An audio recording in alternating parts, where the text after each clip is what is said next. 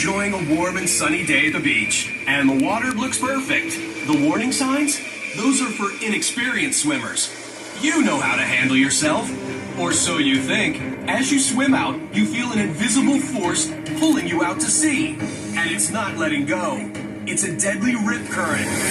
Do you know how to survive this lethal scourge in the surf? Think fast. Do you A. Give yourself a fighting chance by swimming back toward the beach?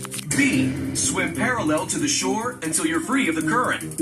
Or C. Tread water and wait for the tide to carry you to calmer waters? Your life may depend on your answer. But what is this deceptive killer? Rip currents are flows of water that move out, usually in the opposite direction of the waves. So the bigger the waves, the stronger the rip current is going to be. They're usually in areas of sandy beaches. Unfortunately, those are the beaches that are most frequented by people.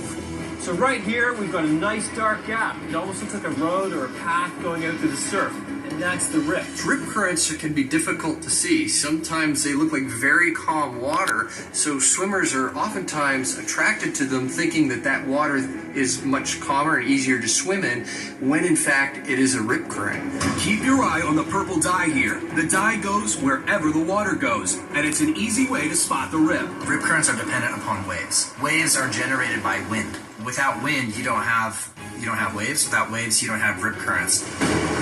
These killer currents are the cause of 80% of all rescues on surf beaches, and they're responsible for drowning over 100 people every year.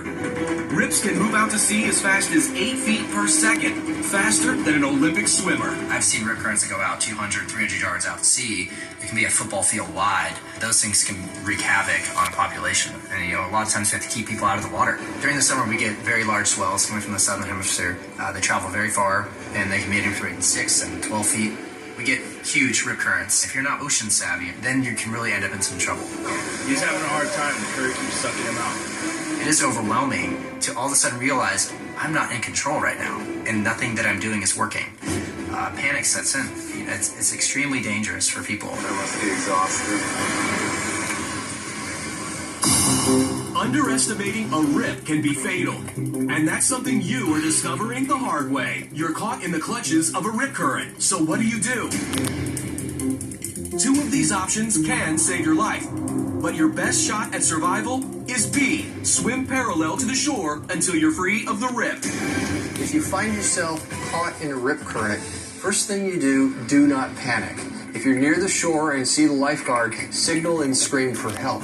Once you've kind of realized what's happening, and if you can swim parallel shore, swim to the sides, you're going to end up usually on some sort of a sandbar, or at least near a sandbar or somewhere shallower where you might be able to touch. You're also going to have waves that are going to push you in.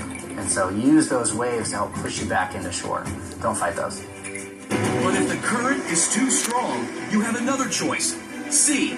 Tread water and ride it out. If you're not a good swimmer, treading water is the most important thing. Allow the rip current to move you and move gradually off to the side. They last several hundred yards, but what you'll find is that the rip current will eventually weaken. You're going to go past the wave zone, perhaps, but you're at least going to be safe if you're treading water. Face shore, and if you're not making progress, the lifeguard is going to see you facing shore. But if you're facing out to sea, we're going to kind of assume that you're comfortable and having fun and playing. But what if you choose to swim straight toward the beach? The current and a rip current, if you were to swim against it, would be you're running on a treadmill. Contrary to popular belief, a rip current does not pull you under. The reason people drown in a rip current is because they become fatigued trying to fight that wave and swim back into shore.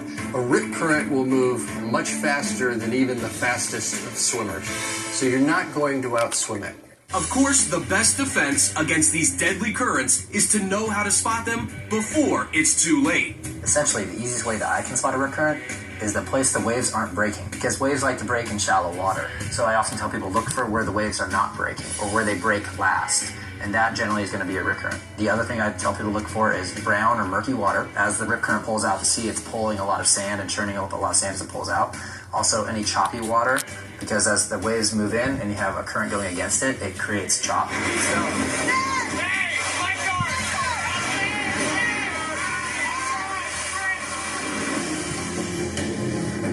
And if you witness someone ensnared in a rip, it's best you just signal the lifeguard to help.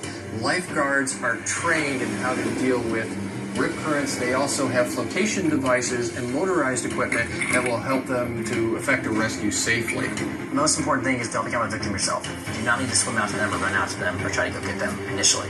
And try to signal a direction for them to swim parallel shore.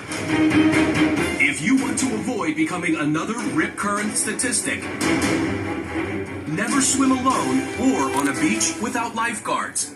And spot trouble areas before you get in the water. But if you do find yourself in the icy grip of a rip, remain calm and swim parallel to the shore. Tread water and float if you're too exhausted to swim. Once you're clear of the current, swim back to the beach at an angle. The most important thing to remember is don't fight the current. Stay calm, stay sharp, and you'll live to swim another day.